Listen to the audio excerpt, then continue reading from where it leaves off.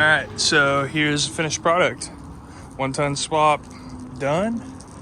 Running a, we'll start at the best end. I guess we'll start at the front.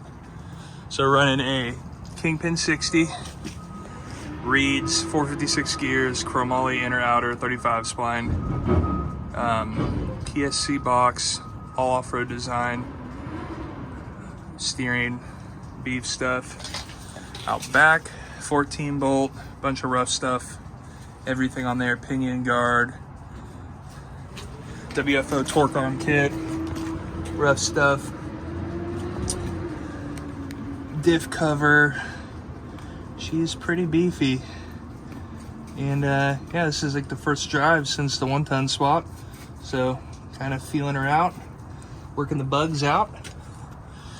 I'm running a 20-gallon fuel cell, bed fill, off-road design springs, rock sliders, Rockhound off-road sliders. They did the axle work on it and threw them under it. Did just notice during the flex out, his body mount pulled through. So I'm gonna have to fix that. But Reid's, bronze bushings, WFO arms, all ARP studs, F250 shock tires. She's pretty built. Locked front and rear 456 gears. Robert's custom truck bumpers. Off-road design leaves again.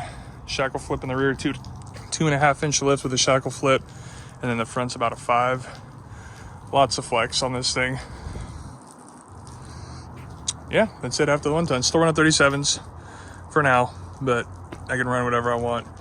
And I'm pretty sure it has the Yukon hardcore chromo hubs too. So if they break, they default to locked. So they're not trip ruiners.